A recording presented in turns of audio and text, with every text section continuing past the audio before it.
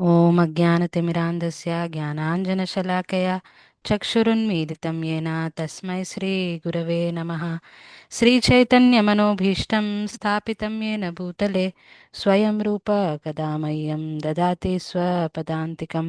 वन्देऽहं श्रीगुरो श्रीयुतापदकमलं श्रीगुरून् वैष्णवांश्च श्रीरूपं साग्रजातां सहगना रघुनाथान्वितं तं सजीवं साद्वैतं सावधूतं परिजनसहितं कृष्णचैतन्यदेवं श्रीराधाकृष्णपादान् सहगना ललिता श्रीविशाखान्वितांश्च। हे कृष्णकरुणा सिन्धो दीनबन्धो जगत्पते गोपेश गोपिकान्त राधाकान्त नमोऽस्तु ते। तप्तकाञ्चन गौराङ्गी राधे वृन्दावनेश्वरि वृषभानुसुते देवी प्रणमामि हरिप्रिये। वाञ्छाकल्पतरुभ्यश्च कृपासिन्धुभ्य एव च पतितानां पावनेभ्यो वैष्णवेभ्यो नमो नमः। नमो विष्णुपादाय कृष्णप्रेष्ठाय भूतले श्रीमते भक्तिवेदान्त स्वामिन्निति नामिने। नमस्ते सारस्वते देवे गौरवाणी प्रचारिणे निर्विशेष शून्यवादी पाश्चात्यदेशतारिणे। जय श्री कृष्ण चैतन्य प्रभु नित्यानंद श्री अद्वैत गदाधरा श्रीवासादि गौर भक्तवृंद। हरे कृष्णा कृष्ण कृष्ण हरे हरे हरे राम राम राम हरे हरे। हरे కృష్ణ। సో ఈరోజు శ్లోకం 7వ అధ్యాయం 25వ శ్లోకం. నాహం ప్రకాశ సర్వస్య యోగమాయా సమావృతా మూఢోయం నాభిజానాతి లోకో మాం అజమవ్యయం. మళ్ళీ నాహం ప్రకాశః సర్వస్య యోగమాయా సమావృతా మూఢోయం నాభిజానాతి లోకో మాం అజమవ్యయం. ఎవరైనా చదువుతారా మాతాజీ ప్రభుజీ?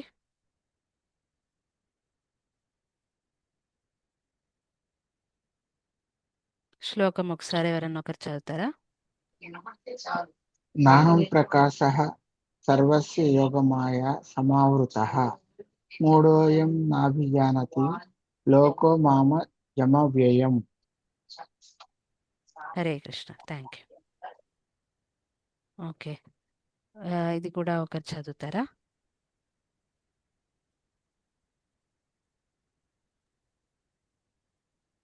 మాతాజీ నేను చదువుతాను. చదవండి మాతాజీ. అహం నేను అప్రకాశ వ్యక్తము కామ సర్వస్య ప్రతి ఒక్కరికి యోగమాయ అంతరంగిక శక్తినే నమామృత కప్పబడి ఉంటాము మూఢః మూఢులుగు ఆయం ఈ నా అభిజానతి తెలుసుకొనలేదు లోకః జనులు మాం నన్ను అజం పుట్టుక లేని వాడను అవ్యయం నశింపు లేని వాడను. మూఢులకు బుద్ధిహీనులకు నేనెన్నడూ వ్యక్తము కాను. వారికి నేను నా అంతరంగిక శక్తినే కప్పబడి ఉంటాను. అందరికే నేను పుట్టుక లేని వాడని నశింపు లేని వాడనని వారెరుగరు. హరిబో. థ్యాంక్ యూ మాతాజీ. సో ఏమంటున్నారు ఇక్కడ భగవంతుడు? ఇంతకుముందు మనకు ఒక శ్లోకం వచ్చింది, ఏంటది? చతుర్విధ భజంతే మాం, అది కాదు, దానికంటే ముందు ఒక శ్లోకం. నాలుగు రకాల వ్యక్తులు భగవంతుడిని ఎప్పుడూ తెలుసుకోలేరు, వాళ్ళు భగవంతుడి దగ్గరికి రారు. ఒక శ్లోకం ఉంది అందులో, నమాం దుష్కృతినో మూఢ ప్రపద్యంతే నరాధమ మాయా అపహృత జ్ఞాన ఆసురం భావమాశ్రిత. సో అక్కడ కూడా భగవంతుడు మూఢులు అని అంటున్నాడు, ఇలాంటి వ్యక్తులు నా దగ్గరికి రారు వాళ్ళు. సో ఇక్కడ కూడా భగవంతుడు అదే వర్డ్ మూడులు, మూడోయం నాభిజానాతి అని చెప్తున్నారు. నాహం ప్రకాశ సర్వస్య, నేను అందరికీ నేను కనిపించను, లేదా నా నా గురించి అందరూ తెలుసుకోలేరు. యోగమాయ సమావృత, యోగమాయ చేత కప్పబడతాడు, అంటే కప్పేస్తుంది యోగమాయ. మనకు భగవంతుడి గురించి అర్థం కానివ్వదు కొంతమందికి. ఎవరికి? మూఢులకు. మూఢోయం నాభిజానాతి, అందుకని మూఢులు నా గురించి తెలుసుకోలేరు. లోకోమాం అజమవ్యయం, ఏ విషయము? తను అజుడు అవ్యయుడు. అజం అంటే ఎవరైతే పుట్టుక జన్మ లేనివాడు, అజం. అజో, అజ. సో ఈ శబ్దం ముందు కూడా వచ్చింది మనకు 4th చాప్టర్లో. సో అజుడు, అజో నిత్య శాశ్వతం శాశ్వతోయం పురాణం 2వ చాప్టర్లో వచ్చింది. ఆత్మ గురించి కూడా మనకు ఇదే చెప్పారు. సో భగవంతుడు ఆయన పుట్టుక లేనివాడు, అవ్యయం. ఉమ్, ఆ, వ్యయం అంటే ఖర్చు అవ్వడం. సో అలాంటి ఖర్చు అంటే ఇక్కడ మే క్షీణించడం. సో అలాంటి క్షీణించడం అన్నది భగవంతుడికి ఉండదు. మన శరీరంకి ఉంటుంది, మనం ముసలైపోతాం. కానీ భగవంతుడిలో అలాంటి మార్పులు ఏమీ ఉండవు అని చెప్తున్నాడు. సో చాలా మంది మెయిన్గా ఏతిస్తే ఏమని అడుగుతారు? భగవంతుడు ఉన్నాడా నిజంగా? మేం నమ్మం. భగవంతుడు ఉన్నట్టు మేం నమ్మం. ఎక్కడున్నాడు భగవంతుడు? చూపించండి మాకు అని చాలా మంది, ఎస్పెషల్గా ఈ జనరేషన్ వాళ్ళైతే, మాకు కనిపించడు కదా, ఎలా నమ్మాలి, ఎలా నమ్ముతాం? కనిపించని దాని గురించి, ఏదో దాని గురించి మీరు నమ్మకం పెట్టుకుంటారు. బ్లైండ్ బిలీఫ్ ఏంటంటే, సైన్స్లో మనం చాలా ఓవర్గా అడ్వాన్స్ అయిపోయిన ప్రాబ్లం ఏంటంటే, సైన్స్ చాలా మంచిది, సైన్స్ని మనం యూజ్ చేసుకోవాలి, సైన్స్ వల్ల చాలా మనకు బెనిఫిట్స్ ఉన్నాయి ఇప్పుడు. కానీ ఆ సైన్స్ మన బేసిక్ ఫెయిత్, మన భారతదేశం యొక్క మూల సంస్కృతి ఉంది కదా, అది కూడా దా నష్టం అయిపోతుంది. సో అది ప్రాబ్లం. ఈ సైన్స్ని మనము, టెక్నాలజీని భగవంతుడి సేవలో కూడా వాడుకోవచ్చు. ఇప్పుడు మనం జూమ్ క్లాస్లు అటెండ్ అవుతున్నాం మంచిగా. దీని ద్వారా భగవంతుడి గురించి చర్చించుకుంటున్నాం. సో ఇలా కూడా వాడుకోవచ్చు సైన్స్ని, టెక్నాలజీని. కానీ ఇది సమ్వేర్ మన ఎడ్యుకేషన్ సిస్టంలో భగవంతుడి మీద నమ్మకం లేకుండా చేస్తుంది ఇది. సో చాలా మంది అడుగుతారు, ఎక్కడ నాకు చూపించమని. ఇప్పుడే కాదు, పాతకాలంలో కూడా ఉండేవాళ్ళంట ఒక ఫిలాసఫీ, మీమాంసస్ ఫిలాసఫీ అని.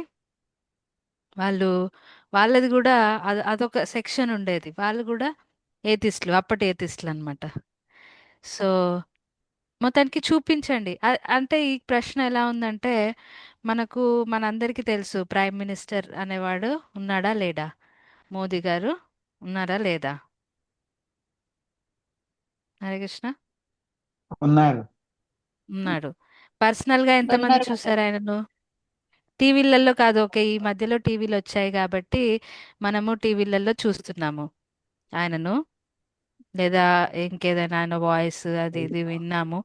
కానీ టీవీలు, రేడియోలు ఇలాంటి లేని సమయంలో ఉన్నామనుకోండి, ఫర్ ఎగ్జాంపుల్, అప్పుడు కూడా జనాలు నమ్మారు. అప్పుడు కూడా ఎవరో ఒకరు ఉన్నారు ప్రైమ్ మినిస్టర్. అప్పుడు నమ్మారా లేదా? ప్రైమ్ మినిస్టర్ అనేవాడు ఒక ఆయన ఉన్నాడని జనాలు నమ్మేవాళ్ళ లేదా? నాకు చూపించండి ప్రైమ్ మినిస్టర్ ఉన్నాడా లేడా, చూపించండి, నేను ఇప్పుడు చూస్తేనే నమ్ముతాను అని అన్నారు అనుకోండి ఎవరైనా, ఏముంటుంది మన రియాక్షన్? Great. నవ్వాలి వాళ్ళ పైన, అంతే, ఇంకా ఏముంటుంది. సో ఒక ప్రైమ్ మినిస్టర్ ఉన్నాడా లేడా అని మనం ఎలా అర్థం చేసుకోవచ్చు? ఆయన ఆయన ఆయన ప్రభుత్వం ద్వారా ఇంప్లిమెంట్ చేసే రూల్స్, రెగ్యులేషన్స్, వీటి ద్వారా మనం అర్థం చేసుకోవచ్చు. ఓకే, ఆయన ఉన్నాడు అక్కడ, మనకు కనిపించట్లేదు. ఎందుకంటే ఆయన చూసే అంత మనకు అంత సీన్ లేదు. డైరెక్ట్గా చెప్పాలంటే ఆయనది ఎక్కడో, ఆయన బిజీ పర్సన్, ఆయన పనులు ఆయనకు ఉంటాయి. ఆయనని నాకు చూపించండి, నా ముందుకు రావాలి, ఆయన నా ముందుకు వస్తేనే నేను నమ్ముతానంటే ఆయనకేం అవసరం లేదు నీ ముందుకు వచ్చి నీకు నిరూపించడానికి నేనున్నాను నాయన అనేసి. సో మనం నార్మల్గా మన చిన్న భారతదేశం గురించి మాట్లాడుకుంటేనే, ప్రైమ్ మినిస్టర్ గురించి మాట్లాడుకుంటేనే ఆయనను చూడడమే కష్టం మనకు పర్సనల్గా. మరి భారతదేశమే కాదు, భూగోళమే కాదు, మొత్తం అన్ని ప్రపంచాలు సృష్టించిన భగవంతుడినంట మనం చూడాలనుకుంటున్నామంట. ఆయన మనం ముందుకొచ్చి నిరూపించాలంట. ఓ నేను ఇలా ఉంటాను, నేను ఉన్నాను నిజంగానే భగవంతుడని నిరూపించాలంట. ఇది చాలా నవ్వాల్సిన విషయమే. సో ఇలాంటి ప్రశ్న వేసిన వాళ్ళ మీద నిజంగానే నవ్వాలి. ఎందుకంటే ఫస్ట్ ఆఫ్ ఆల్ మన సెన్సెస్, మన ఇంద్రియాలు ఇవి పర్ఫెక్ట్ కాదు. వీటిలో చాలా లోపాలు ఉన్నాయి. మన కళ్ళు పర్ఫెక్ట్ కాదు. మనకు ఒక కొన్ని మాత్రమే మనం చూడగలుగుతాము. మన ఎదురుగా ఉన్నవి చూడగలుగుతాము. మన ఎదురుగా ఉన్నవి కూడా చాలా మనం చూడలేము. ఎన్నో క్రిములు ఉన్నాయి. వాటిని చూడగలుగుతున్నామా? లేదు. గాలి ఉంది, చూడగలుగుతున్నామా? లేదు. సో మన ఇంద్రియాలు పర్ఫెక్ట్ లేవు. అలాంటిది మనం పర్ఫెక్ట్ భగవంతుడిని ఎలా చూడగలుగుతాము? సో ఇవి భౌతిక ఇంద్రియాలతోనే తెలుసుకునేవాడు కాదు కృష్ణ. నా భవేత్ గ్రాహ్యమింద్రియై సేవోన్ముఖే జివ్వాదు. సేవ చేస్తే మెల్లమెల్లగా భగవంతుడు తనని తను తెలుపుతాడు. సో ఎలాగైతే ప్రైమ్ మినిస్టర్ ఉన్నాడు అని ఎలా తెలుస్తుంది? ఆయన పెట్టే రూల్స్ రెగ్యులేషన్స్, ఆయన ఒక ప్రభుత్వం ఉంటుంది. ఆ, కొన్ని కొన్ని నియమాలు పాటించాలి, చట్టం పాటించాలి, అవన్నీ పాటించాలి. అలాగే ఈ జగత్తులో ఉన్నందుకు చాలా లాస్ ఉన్నాయి. లైక్ లా ఆఫ్ గ్రావిటేషన్, పండు ఉంటే పడిపోతుంది. అది న్యూటన్ కనిపెట్టాడు అంతే. ఆ లా ఆ లా లేదా ఇంతకు ముందు అంటే కాదు. అది దానికి ఒక పేరు ఇచ్చాడు ఆయన అంతే. సో కొన్ని ఉంటాయి. ఫైర్, అగ్నిలో వేలు పెడితే కాలుతుంది. సో కొన్ని నియమాలు నిబంధనలు ఉన్నాయి మనకు. నేచర్స్ లాస్ అవి ఉన్నాయి. మరి లా ఉన్నప్పుడు లా మేకర్ కూడా ఉండాలి కదా. ఎలాగైతే ప్రభుత్వం మనకు కొన్ని నియమాలు ఇస్తుంది, ఆ నియమాలు పాటించాలి మనము. మరి భౌతిక ప్రకృతితోని కూడా మనకు ఎన్నో నియమాలు వస్తున్నాయి. ఇవి ఎన్నో ఎన్నో ప్లానెట్స్ ఉన్నాయి. అవన్నీ గాల్లో ఆటోమేటిక్గా వాటికవే తిరిగిపోతున్నాయి, సృష్టించబడుతున్నాయి. అవే ఆటోమేటిక్గా వచ్చాయి. బిగ్ బ్యాంగ్ థియరీ అది ఇదని చెప్తారు. ఈవెన్ బిగ్ బ్యాంగ్ థియరీ అయినా ఏదైనా కానీ ఆటోమేటిక్గా దాన్ని, ఒక మెషిన్ ఉన్నా కానీ, ఒక ఆటోమేటిక్గా పనిచేసే మెషిన్ ఉన్నా కానీ దాన్ని ఆటోమేటిక్గా అది ఫంక్షన్ అవ్వడానికి తయారు చేసేవాడు అన్నవాడు ఉంటాడు ఖచ్చితంగా. అది మనం అర్థం చేసుకోవాలి. So there is always a creator. ఒక తయారు చేసిన వాడు, సృష్టించిన వాడు అన్నవాడు ఖచ్చితంగా ఉంటాడు. ఆటోమేటిక్గా ఏది జరగదు. సో న్యూటన్ ఆ, కూడా యాక్చువల్గా భగవంతుడిని నమ్మేవాడే. ఒక సైంటిస్ట్, మీకు తెలిసే ఉంటుంది. సో ఈ ఒకసారి తనకు ఒక ఫ్రెండ్ ఉండేవాడంట. ఆ ఫ్రెండ్ ఒక పెద్ద ఏతిస్ట్. ఆయన నమ్మేవాడు కాదంట భగవంతుడు. న్యూటన్ నమ్మేవాడు. సో ఒకసారి న్యూటన్ ఒక సోలార్ సిస్టమ్ది ఒక మోడల్ చేశాడంట. సోలార్ సిస్టమ్ అది చాలా మంచి మోడల్ చేసి ఒక రూమ్లో పెట్టి ఉంచాడంట. అప్పుడు ఇంకొక ఫ్రెండ్ వచ్చి మోడల్ చూసి చాలా బాగుంది, ఇది ఎవరు చేశారు అని అడిగాడంట న్యూటన్ని. అప్పుడు న్యూటన్ అన్నాడంట, ఎవరు చేయలేదు, ఇది అలాగే ఉన్నది, అలాగే ఉంది ఫస్ట్ నుంచి అని అంటే, ఆయన చూసి నవ్వాడంట. ఇదేంటి అలాగే ఉండడం ఏంటి, ఇది ఉందంటే ఎవరో ఒకరు తయారు చేసిన వాళ్ళు ఉండాలి కదా అని ఆయన అడిగాడంట. సో ఈ న్యూటనే చెప్పాడంట ఈ విషయము. ఎలాగైతే మరి ఇంత చిన్న ప్లానెటరీ సిస్టమ్ని, ఇంత చిన్న మోడల్ని తయారు చేసినప్పుడే నువ్వు అనుకుంటున్నావు ఎవరో ఒకరు ఉండాలని. మరి ఇంత మొత్తం క్రియేషన్ ఉంది, అన్నీ ఎంత సాఫీగా అన్ని ప్లానెట్స్ వాటి వాటి ఆర్బిట్స్లో తిరుగుతున్నాయి. ఎక్కడ మేజర్ ప్రాబ్లమ్స్ ఏం అవ్వట్లేదు. చిన్న చిన్న న్యాచురల్ డిజాస్టర్స్ అవుతున్నాయంటే కూడా యాక్చువల్గా శాస్త్రాల ప్రకారం మనమే కారణం. ఎందుకంటే మనం రూల్స్ సరిగ్గా ఫాలో అవ్వట్లేదు, నేచర్స్ రూల్స్ని. మనం మనుషులుగా జన్మించినప్పుడు మను సంహిత శాస్త్రాల ప్రకారం కొన్ని రూల్స్ ఫాలో అవ్వాలి మనం. అవి ఫాలో అవ్వట్లేదు. సో న్యాచురల్గా డిస్టర్బెన్సెస్ వస్తాయి. అవి కాకుండా మిగతా అన్ని ఎంత మంచిగా సాఫీగా జరిగిపోతున్నాయి. మరి ఇవన్నీ ఆటోమేటిక్గా అవుతున్నాయి అంటే ఎలా? There is always a creator, maintainer and destroyer. So ఆ తయారు చేసిన వాడు, సృష్టించిన వాడు ఉన్నాడు, దాన్ని ప్రాపర్గా మెయింటైన్ చేసేవాడు కూడా ఉన్నాడు. కానీ ఎలాగైతే మనకు ఒక సాధారణమైన మన మనుషులకే ఎవరైనా ఇమాజిన్ మనకు అసలు ఇష్టం లేని వాళ్ళు, మనం అంటే అసూయ పడే వాళ్ళు, మన గురించి ఎప్పుడు ఏదో అది ఇది మన గురించి వెనకాల ఏదో చెడు మాట్లాడే వాళ్ళు సడన్గా ఒకసారి మన ఇంటికి వచ్చారనుకోండి. మనము ఏమంటే వస్తున్నారని మనకు తెలిసింది. ఏం చేస్తాం మనము? మనకు పక్కనున్న వాళ్ళకు వెళ్ళు వెళ్ళు వాళ్ళకు నేను ఇంట్లో లేను అని చెప్పేసేయ్ అనేసి ఏదో ఒకటి చేస్తాం. మనం లోపలికెళ్ళి దాక్కుని పోతాము. మనం ఏదో ఒకలాగా వాళ్ళను అవాయిడ్ చేయడానికి ట్రై చేస్తాం. అవునా కాదా అండి? ఎక్స్పీరియన్స్ ఉందా మీలో ఎవరికైనా? అవును మాతాజీ, ఆ! కరెక్టే. సో, మనం వాళ్ళని మీట్ అవ్వాలని అనుకోము. మనకు ఎవరంటే లేదా వాళ్ళకు మనమంటే ఇష్టం లేదని మనకు తెలుసు. వాళ్ళ లోపల ఏదో నెగెటివ్ ఫీలింగ్స్ ఉన్నాయి మన మీద అని మనకు తెలిసినప్పుడు వాళ్ళని మనం కలవాలని అనుకోము. అది మన సాధారణమైన మనుషులకే అలాంటి ఫీలింగ్ ఉన్నప్పుడు, మరి భగవంతుడి పట్ల నెగెటివ్ ఫీలింగ్ ఉన్న వాళ్ళకు ఈర్ష, అసూయ లేకపోతే ఆయన లేడని నమ్మేవాళ్ళు, ఆయన సాధారణమైన వ్యక్తి అని నమ్మేవాళ్ళు, ఇలాంటి వాళ్ళకు వాళ్ళ ముందుకు భగవంతుడు వచ్చి వాళ్ళని కన్విన్స్ చేసే అవసరం ఏముంటుంది భగవంతుడికి? లేదు. ఆయన పట్ల మంచిగా బిహేవ్ చేయని వాళ్ళకు, మంచి ఫీలింగ్ లేని వాళ్ళ ముందుకు ఆయన రావాలని ఆయన కోరుకోడు. ఏం చేస్తాడు? యోగమాయ చేత ఇంకా మన ముందు కర్టెన్ వేసేపిస్తాడు అంతే. యోగమాయ మన కళ్ళు కప్పేస్తుంది. మనల్ని కలవనీయడు భగవంతుడితోని. భగవంతుడి గురించి అర్థం చేసుకోనివ్వదు. ఎందుకంటే మన మనసులో మనకు ఫీలింగ్ బాలేదు. మనసులో ఫీలింగ్ బాగుంటే భగవంతుడే అరేంజ్ చేస్తాడు. భగవంతుడే లోపల నుంచి జ్ఞానం ఇస్తాడు. భగవంతుడు తనని అర్థం చేసుకునే జ్ఞానం దదామి బుద్ధి యోగంతం అంటాడు భగవద్గీతలోనే. సో కానీ అలా లేనప్పుడు ఇది కుంతి మహారాణి ప్రేయర్స్ ఉంటాయి మనకు శ్రీమద్ భాగవతం మొదటి క్యాంటులోనే ఫస్ట్ స్కందంలో. మాయాజ్జవనికా చెన్నం అజ్ఞాదోక్షజమవ్యయం న లక్ష్యసే మూఢదృశ నటో నాట్యధరోయత. మాయా జవనిక చెన్నం. మాయా అనే జవనిక కర్టెన్ అన్నది మాయ యొక్క కర్టెన్ అనేది వచ్చేస్తుంది. అజ్ఞాదోక్షజం అవ్యయం. అజ్ఞానులకు మూఢులకు నలక్ష్యసే మూఢదృశ. సో ఈ కర్టెన్ తోనే ఏమైపోతుంది? వాళ్ళకు భగవంతుడు వాళ్ళు చూడలేరు, భగవంతుణ్ణి తెలుసుకోలేరు, భగవంతుణ్ణి అర్థం చేసుకోలేరు. భగవంతుణ్ణి ఎలాగా కుంతి మహారాణి ఒక ఎగ్జాంపుల్ కూడా ఇస్తుంది. ఏం ఎగ్జాంపుల్ అంటే నటో నాట్యధరోయత. ఎలాగైతే ఒక నటుడు ఇంకా ఫోటో చూపిస్తాను నేను ఇప్పుడు, మీరు ఎవరైనా రజనీకాంత్ ఫ్యాన్స్ అయి ఉంటే ఖచ్చితంగా ప్లీజ్ ఫీల్ అవ్వకండి. సో ఎలాగైతే ఒక యాక్టర్ నటో నాట్యధరోయత, నటుడు ఎవరైనా నటుడు యాక్షన్ చేస్తున్నప్పుడు మేకప్ వేస్తారు తనకు. మేకప్ వేసినప్పుడు తను యాక్షన్ చేస్తారు, చాలా బాగుంది అని అంటారు. బయటకు వచ్చాక మేకప్ లేనప్పుడు వాళ్ళను గుర్తుపట్టలేకపోవచ్చు మనం.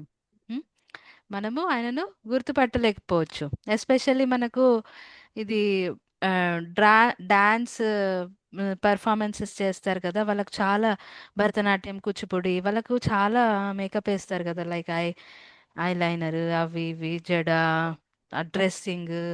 సో వాళ్ళు డాన్స్ చేస్తారు. దాని తర్వాత బయటకు పర్ఫార్మెన్స్ అయిపోయాక బయటకు వచ్చినప్పుడు వాళ్ళ డ్రెస్సింగ్ స్టైలే వేరే ఉంటుంది, హెయిర్ స్టైల్ వేరే ఉంటుంది, కంప్లీట్గా వాళ్ళ గెటప్ చేంజ్ అయిపోతుంది, వేరే అయిపోతుంది. అప్పుడు వాళ్ళని గుర్తుపట్టడం చాలా కష్టము. ఇతను ఎవరు అనుకుంటున్నారు, ఈమె స్టేజ్ మీద పర్ఫామ్ చేసింది కదా తనే అనేసి ఆమ్, అని చెప్తే గాని మనకు అప్పటికి కూడా ఓకే, ఓ అవునా అన్నట్టుగా మనకు అనిపిస్తుంది. సో నటో నాట్యధరోయత. సో ఎలాగైతే ఇలా మనం మేకప్తో ఉన్న వాళ్ళను ఉన్నప్పుడు పర్ఫార్మెన్స్ అప్పుడు తర్వాత గుర్తుపట్టలేమో, అలాగే భగవంతుడిని కూడా భగవంతుడు ఇక్కడికి వస్తున్నాడు భూమి మీదకు. ఆ భగవంతుడు, అదే భగవంతుడు ఎవరైతే ఈ సృష్టిని అంతా ఆ, సృష్టించారో ఆ భగవంతుడు వస్తున్నాడు మనందరి మధ్యలో ఒక సాధారణ మానవుడు లాగా. సాధారణ మానవుడు కాదు, కానీ అలా వస్తున్నారు. కాబట్టి అలా వచ్చినప్పుడు మనం అర్థం చేసుకోలేం. చాలా మంది మనం అర్థం చేసుకోలేం. కానీ ఒకరు మాత్రం, ఏ యాక్టర్ అయినా ఎవరైనా డాన్సర్ అయినా కొంతమంది మాత్రం తనను ఎప్పుడు గుర్తుపట్టగలుగుతారు. ఎవరంటే ఫ్యామిలీ మెంబర్స్. ఫ్యామిలీ మెంబర్స్ ఎప్పుడు కూడా గుర్తుపట్టకుండా ఉండరు. సో ఆ ఫ్యామిలీ మెంబర్స్ అంటే ఎవరంటే ఇక్కడ భగవద్భక్తులు. ఆ, భగవద్భక్తులు ఎప్పుడు కూడా వాళ్ళకు మనసులో భగవంతుడు, they are always connected to god. వాళ్ళు ఎప్పుడు కూడా అందరం మనం కనెక్టెడ్. యాక్చువల్గా మనం అందరికీ భగవంతుడితో సంబంధం ఉంది, కానీ భగవద్భక్తులు ఆ సంబంధాన్ని తెలుసుకొని ఆ సంబంధానికి అనుగుణంగా నడుచుకుంటారు. కాబట్టి వాళ్ళు భగవంతుడు ఎప్పుడు గుర్తుపడతారు. ఏ ఏ ఎలా ఉన్నా కానీ, ఎలా వచ్చా కానీ, ఏ అవతారంలో వచ్చా కానీ వాళ్ళు తెలుసుకుంటారు. కానీ మూడులకు అది పాసిబుల్ కాదు. మరి ఒక ప్రశ్న రావచ్చు ఇక్కడ. కృష్ణుడు భూమి మీద ఉన్నప్పుడు చాలా మంది తనని చూశారు, అందరూ చూశారు. కృష్ణుడు భూమి మీదకు 5,000 ఏళ్ల క్రిందట కృష్ణుడు భూమి మీదకు వచ్చినప్పుడు అందరికీ కనిపించాడు ఆయన. ఆ, మంచి వాళ్ళకి కనిపించాడు పాండవులకు, చెడు వాళ్ళకి కౌరవులకు కూడా కనిపించాడు, శిశుపాలుడు లాంటి వాళ్ళకు కూడా కనిపించాడు, ఇంకా వేరే భక్తులకు కూడా కనిపించాడు, కుంతి మహారాణికి కనిపించాడు, వాళ్ళ తల్లిదండ్రులకు కనిపించాడు, అందరికి కనిపించాడు. మరి ఇదేంటి మరి కనిపించాడు అని అంటున్నారు ఈ శ్లోకంలో? కనిపిస్తున్నాడు కదా, మరి దుర్యోధనుడికి కనిపిస్తున్నాడు, శిశుపాలుడికి కనిపిస్తున్నాడు. వీళ్ళు మంచివాళ్ళు కాదు, ఆయన మూడులే, కానీ వాళ్ళకి కనిపిస్తున్నాడు కదా అని ప్రశ్న రావచ్చు. దీనికి ఏంటి సమాధానం? ఏమనుకుంటున్నారు?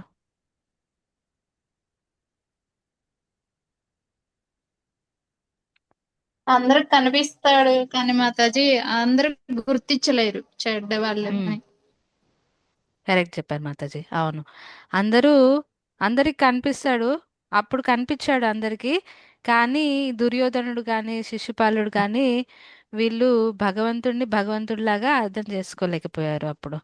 ఏంటి? అవును. లోకోమాం అజం అవ్యయం అని ఉంది కదా ఈ శ్లోకంలో లాస్ట్. మూడోయం నాభిజానాతి లోకోమాం అజం అవ్యయం. సో ఈ అజం అవ్యయం, ఈ భగవంతుడు కృష్ణ, మన ముందున్న కృష్ణ అజుడు, ఈయన అవ్యయుడు అన్న సంగతి మాత్రం వీళ్ళు అర్థం చేసుకోలేకపోయారు.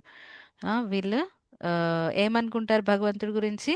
మనలాగానే ఇంకొక సాధారణమైన మనిషి, లేకపోతే మాక్సిమం ఏవో కొన్ని సిద్ధులు వచ్చాయి. ఎలాగైతే ఇప్పుడు కూడా మనం అప్పుడప్పుడు వింటాం, కొంతమంది గొప్ప గొప్ప బాబాజీలు చాలా తపస్సు చేసి కొన్ని సిద్ధులు వాళ్ళు పొందారు. వాళ్ళు ఆ, గాలిలో నడవగలుగుతారు, లేకపోతే నోట్లో నుంచి లింగం తీయడము, అలా కొంతమంది చేస్తూ ఉంటారు కదా. సో అలా ఏమన్నా స్పెషల్ పవర్స్ ఉండొచ్చు కృష్ణుడికి, అంతేగాని భగవంతుడు అన్న విషయం మాత్రం వాళ్ళు గుర్తించరు, యాక్సెప్ట్ చేయరు. వాళ్ళు మూడులు. సో ఈ దుర్యోధనుడు, శిశుపాలుడు ముందు కృష్ణుడు ఉండే, కానీ ఎప్పుడు శిశుపాలుడి మెంటాలిటీ ఏంటి? ఎప్పుడు భగవంతుడిని తిట్టడమే, నిందించడమే, అదే పని. ఇంకా ఎంత మొత్తం ఈర్ష్యతో నిండిపోయి ఉండేవాడు శిశుపాలుడు కృష్ణుడి పట్ల. సో ఈ ఈర్ష్య భావం ఏదైతే ఉందో, చాలామంది మనం కొన్ని క్లాసెస్గా ఈ ఆ, నిరాకార రూపం గురించి మనం చర్చిస్తున్నాము. నిరాకారవాదులు ఎవరైతే ఉంటారో వాళ్ళ ఉద్దేశం ఏముంటది? నిరాకార బ్రహ్మజ్యోతిలో మేము కలిసిపోవాలి. యాక్చువల్గా భగవంతుడు నేను ఇద్దరము ఒకటే. భగవంతుడు నేను రెండిటి మధ్యలో తేడా లేదు. భగవంతుడు అంటే ఒక కాంతి బ్రహ్మజ్యోతి, అందులో ఆ ఈ మన ఆత్మ కలిసిపోతుంది. బ్రహ్మన్ ఏమంటారు? అహం బ్రహ్మాస్మి, నేను బ్రహ్మను. ఈ అహం బ్రహ్మాస్మి అన్నది యాక్చువల్గా తప్పేం కాదు. అహం కాకపోతే దాని మీనింగ్ కరెక్ట్గా అర్థం చేసుకోవాలి. అహం బ్రహ్మాస్మి అంటే ఐ యామ్ స్పిరిచువల్. నేను భౌతిక ప్రకృతికి సంబంధించిన వాడిని కాదు. నేను ఒక ఆధ్యాత్మికమైన ఆమ్, ఆధ్యాత్మికమైన వాడిని. సో బ్రహ్మాస్మి అంటే మీనింగ్ అది. బ్రహ్మాస్మి అంటే నేను శాశ్వతుడిని అని అర్థం చేసుకోవడం. బ్రహ్మ, పరబ్రహ్మ, రెండిటికి తేడా ఉంటుంది. సో నిరాకారవాదులు ఈ రెండిటికి తేడా చూపించరు. బ్రహ్మ పరబ్రహ్మ వాళ్ళకు బ్రహ్మ పరబ్రహ్మ రెండు ఒకటే. కానీ ఇది ఇదేంటంటే ఇది పెద్ద ఈర్ష్య అసూయ భావం ఇది. నేను భగవంతుడితో ఒక్కటి అయిపోవాలి అని అనుకుంటున్నా, ఇది పెద్ద ఈర్ష్యాభావం. ఇది కరెక్ట్ కాదు. నేనే భగవంతుడిని అవ్వాలనుకుంటున్నా. ఈ భావంతో ఉన్న వాళ్ళకైతే కృష్ణుడు ఎప్పుడు తన గురించి తను రివీల్ చేయరు. తన గురించి తను ఎప్పుడు కూడా వాళ్ళకు కృష్ణుడి వాస్తవిక నేచర్ వాళ్ళకు అర్థం కాదు. ఎలాగైతే మనకు కూడా మన పట్ల ఎవరైనా అసూయ భావంతో ఉన్న వాళ్ళకు వాళ్ళతో మనం మాట్లాడడానికి ఇష్టపడము, మన సంగతులు ఏవి చెప్పము. వాళ్ళు మనల్ని ఏమైనా పలకరించినా కానీ మనం ఏదో హాయ్ బాయ్ అన్నట్టుగా ఉండిపోతాం అంతే. మనమే భగవంతుడు లేదు. మన మన మన నేచర్ ఏంటి? మన స్వభావం దాసులం మనం. కృష్ణస్తు భగవాన్ స్వయం. మనమేంటి? దాస్. యాక్చువల్గా మనం కృష్ణ దాసులము. జీవేర స్వరూప హోయ్ కృష్ణేర నిత్య దాస్. ఇది మన పొజిషన్. సో ఇది అర్థం చేసుకోవాలి. ఇంతకు ముందు కూడా చర్చించాం. మనం దాస్ అంటే అంత ఫీల్ అవ్వాల్సిన అవసరం లేదు. భౌతిక ప్రపంచంలో కూడా మనం ఎంతోమందికి దాసులమే. మన ఫ్యామిలీకి, ఆఫీస్లో ఒక ఎంప్లాయీగా ఉన్నవాళ్ళు. సో మనం మనం కృష్ణ దాసులం. ఇది ఫ్యాక్ట్. మనం అర్థం చేసుకోవాలి. కానీ ఇది యాక్సెప్ట్ చేయలేక చాలామంది నేనే భగవంతుడు అయిపోవాలి, నేనే భగవంతుడిని అని ఇలా ఆలోచిస్తూ ఉంటారు. ఇది పెద్ద ఈర్ష్యాభావము. ఇలాంటి వాళ్ళకు భగవంతుడు అర్థం కాదు. అందుకని పోయిన శ్లోకం, లాస్ట్ శ్లోకం ఏముండే? బహునాం జన్మనామంతే జ్ఞానవాన్ మాన్ ప్రపద్యతే వాసుదేవ సర్వమితి స మహాత్మా సుదుర్లభ. దుర్లభ అంటే చాలా అరుదు. అలాంటి మహాత్ములు, నన్ను అర్థం చేసుకోగలిగే అటువంటి మహాత్ములు చాలా అరుదు. అందరికీ అర్థమయ్యేవాడు కాదు. ఇంకా జ్ఞానులు చాలా చాలా చదివేసరికి, శాస్త్రాలు చదివేసరికి వాళ్ళు ఎక్కడో అక్కడ, అంటే వేదాలలో ఇప్పుడు రెండు విషయాలు ఉన్నాయి. భగవంతుడు, మనము ఇద్దరు సచ్చిదానందులమే. అంటే ఆత్మ స్వరూపం కూడా సచ్చిదానందే. భగవంతుడు కూడా సచ్చిదానందుడే. కానీ ఆయన విభు ఆత్మ, మనం అను ఆత్మ. ఎలాగైతే ఒక సముద్రం చాలా విశాలమైనటువంటిది. సముద్రంలో ఒక చుక్క చిన్నది. కానీ చుక్క కూడా దాని నేచర్ సాల్టీనే ఉంటుంది. ఉప్పు ఉప్పు టేస్టే ఉంటుంది. మొత్తం సముద్రంది కూడా అదే టేస్ట్ ఉంటుంది. ఆ నేచర్ అదే. ఉప్పు ఏమంటారు? Salty nature. ఓషన్ది కూడా, పెద్ద సముద్రంది కూడా, ఒక చుక్కది కూడా, బిందుది కూడా అదే నేచర్. కాకపోతే క్వాల్ క్వాంటిటీలో తేడా, క్వాలిటీ అదే. అలాగే భగవంతుడు మనకు కూడా, మనం ఒకటి కాలేము. సో ఈ ఆ, ఆ, అంటే ఒక విషయంలో చూస్తే కొన్ని సిమిలారిటీస్ ఉన్నాయి భగవంతుడికి మనకు. సో ఈ సిమిలారిటీస్ మీద ఫోకస్ చేసి వాళ్ళు ఏమంటారు? నేను భగవంతుడు ఇద్దరము ఒకటే అంటారు. కానీ చాలా ఇది కంప్లీట్ అండర్స్టాండింగ్ కాదు. ఇది ఈర్ష్యాభావంని రిప్రజెంట్ చేస్తుంది. సో ఇలాంటి వాళ్ళకు భగవంతుడు ఎప్పుడు అర్థం కాడు. ఉమ్, తర్వాత ఆ ఇంకా భగవంతుడు మనం ఇంతకు ముందు శ్లోకాలలో కూడా చర్చించుకున్నాం. భగవద్గీత 4.3లో సయవాయం మయా తేద్య యోగ ప్రోక్త పురాతన భక్తోసీమే సఖాచేతి రహస్యం ఏతదుత్తమం. అర్జునుడికి ఎందుకు ఇస్తున్నాడు భగవద్గీత జ్ఞానము? కృష్ణుడు ఎందుకు ఇస్తున్నాడు? ఏమని చెప్పాడు అక్కడ? భక్తోసీమే సఖాచేతి. నువ్వు నా భక్తుడివి కాబట్టి, నువ్వు నా సఖుడివి, నా ఫ్రెండ్వి కాబట్టి నేను నీకు ఈ జ్ఞానం ఇస్తున్నాను అని చెప్పాడు. అక్కడ కూడా భగవంతుడు చాలా స్పష్టంగా తెలుపుతున్నాడు, రహస్యం అని తెలుపుతున్నాడు తన గురించి. ఏ నాలెడ్జ్ అయితే భగవద్గీత నాలెడ్జ్, ఇది చాలా రహస్యమైనటువంటి నాలెడ్జ్. ఇది మనకి చూడ్డానికి అందరికీ అవైలబుల్ ఉన్నట్టుగానే అనిపిస్తుంది. భగవద్గీత నాలెడ్జ్ అందరి దగ్గర బుక్స్ ఉంటాయి, కానీ దాన్ని అందుకనే అంత ఈజీగా అందరు అర్థం చేసుకోలేరు. ఎన్నో ట్రాన్స్లేషన్స్ ఉన్నాయి అందుకని. మాయావాది భాష్యాలు అయితే చాలా ఉన్నాయి అని. అందుకనే ఇది రహస్యం. ఇది అందరికీ అర్థం కాదు ఈ విషయం. కృష్ణుణ్ణి నిజంగా యాక్సెప్ట్ చేసి ఒక ఆ, దాస్య భావంతోని, శరణాగతితోని వెళ్ళిన వాళ్ళకు అట్లీస్ట్ ఆ పూర్ణ శరణాగతి అన్నది రాదు ఇమ్మీడియట్గా. కానీ మనసులో ప్రే చేస్తూ ఉండాలి, భగవంతుడా మీ కృప ద్వారానే నేను మిమ్మల్ని అర్థం చేసుకోగలుగుతాను, మీరు ప్లీజ్ నా మీద దయ చూపించండి. అట్లీస్ట్ మనం ప్రేయర్ చేయొచ్చు. పూర్ణ శరణాగతి ఒక్కటేసారి ఏం వచ్చేది. అట్లీస్ట్ మనము అంత నేను భగవంతుడు అని మాత్రం అనుకోకుండా మనం భగవంతుడికి ప్రే చేస్తూ ఉండాలి. మనం ప్రేయర్స్ చేస్తూ ఉండాలి. అప్పుడు కొంచెం కొంచెంగా భగవంతుడే మనకు ఆ బుద్ధి ఇస్తాడు. భగవంతుడిని తెలుసుకునే శక్తి ఇస్తాడు. ఉమ్. ప్లస్ మనం ఈ నిరాకారవాదుల గురించి చాలా చర్చిస్తున్నాం. ఎందుకంటే భగవంతుడు కూడా ఇంతకు ముందు దీనికంటే జస్ట్ వచ్చే ఒక ముందు శ్లోకంలోనే ఏమని చెప్తున్నాడు ఇక్కడ? అవ్యక్తం వ్యక్తిమాపన్నం మన్యతే మాం అబుద్ధయ. సో ఇది ఏదో ఆమ్, ప్రభుపాదుల వారే, ఓన్లీ ప్రభుపాదుల వారి భాష్యంలోనే కాదు ఈ విషయాన్ని ఇలా బల్లగుద్ది చెప్పేది. వీళ్ళ నిరాకారవాదుల గురించి చెప్పేది. భగవద్గీతలో స్వయంగా కృష్ణుడు ఏం చెప్తున్నాడు? అబుద్ధయ అంటే బుద్ధి లేని వాళ్ళు. బుద్ధి లేని వాళ్ళు ఏమనుకుంటారంట? ఉమ్, అవ్యక్తం వ్యక్తిమాపన్నం. నాకు రూపం లేదు ఫస్ట్, కానీ ఇప్పుడు రూపం తీసుకొని వచ్చాను. ఇదే నిరాకారవాదం అండి. ఏమంటారు నిరాకారవాదులు? భగవంతుడికి రూపం లేదు, కానీ భూమి మీదకి వచ్చినప్పుడు రూపం తీసుకొని ఒక వ్యక్తిలాగా వస్తున్నాడు. సో ఇది కరెక్ట్ కాదు. భగవద్గీతలో స్పష్టంగా భగవంతుడే చెప్తున్నాడు ఇంతకు ముందు శ్లోకంలోనే. దీనికంటే జస్ట్ ముందు శ్లోకంలోనే భగవంతుడు చెప్తున్నాడు ఇది. సో మనం ఇది అర్థం చేసుకోవాలి. ఇంకొక విషయం ఏంటంటే, మనం ఇంతకుముందు ఫస్ట్ స్లైడ్లో చర్చించినట్టుగా ఎలాగైతే ఏమంటారు కొందరు భగవంతుడిని చూపించండి అనేసి. సో ఇది మనం లాస్ట్ క్లాస్లో కూడా నేను చెప్పాను.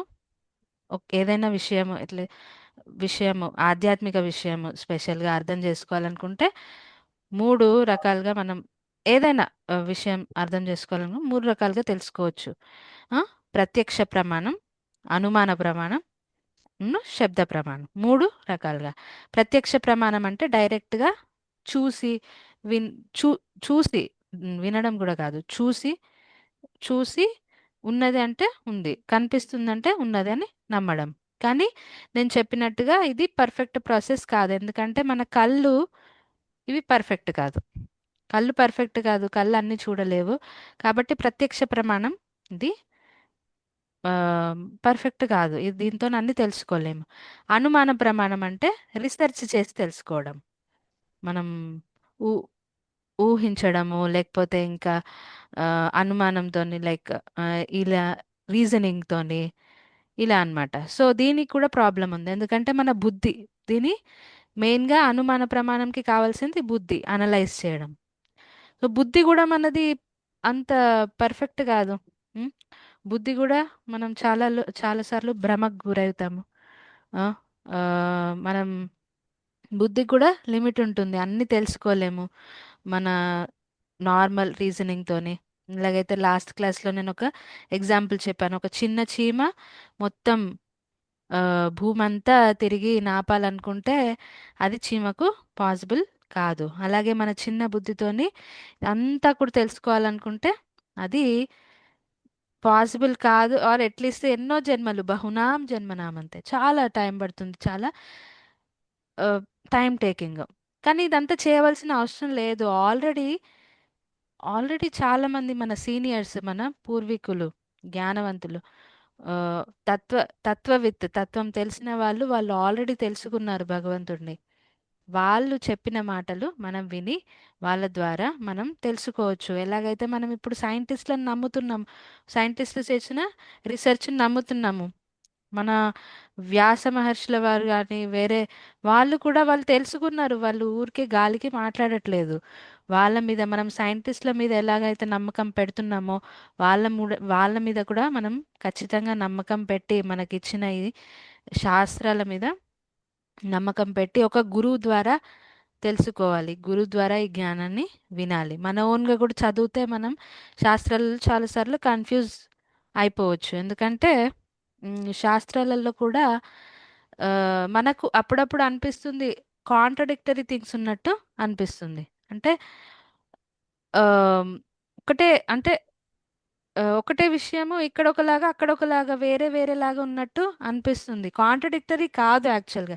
అందుకని మనం గురువు దగ్గర నుంచి నేర్చుకుంటే అవన్నీ క్లియర్గా అర్థమవుతాయి. ఎలాగైతే ఒక చిన్న పిల్లవాడికి 1 2 3 1 2కి మధ్యలో ఇంకేం ఉండదు అని చెప్తాం. కానీ వాడే ఒక 7th 8th స్టాండర్డ్కి వచ్చినాక ఫ్రాక్షన్స్ నేర్చుకుంటాడు. 1 2కి మధ్యలో 1/2 కూడా ఉండొచ్చు, ఇంకేమైనా వేరే ఫ్రాక్షన్స్ కూడా ఉండొచ్చు అని. ఇవి రెండు చూస్తే కాంట్రడిక్టరీ. కానీ రెండు కూడా కరెక్టే.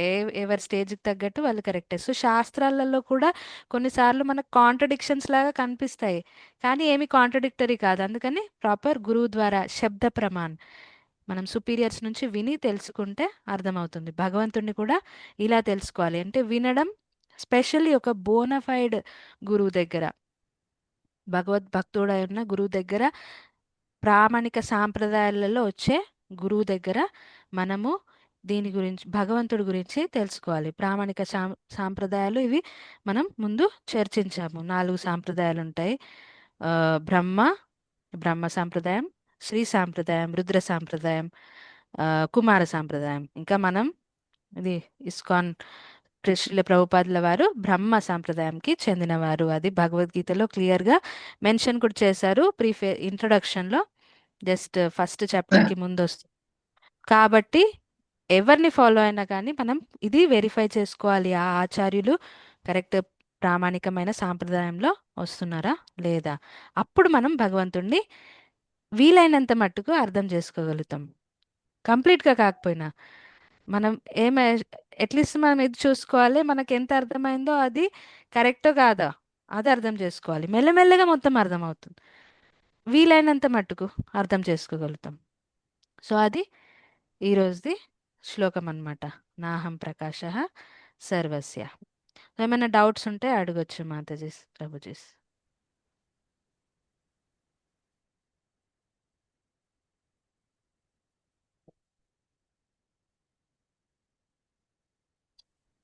ఏం లేవు మాతాజీ.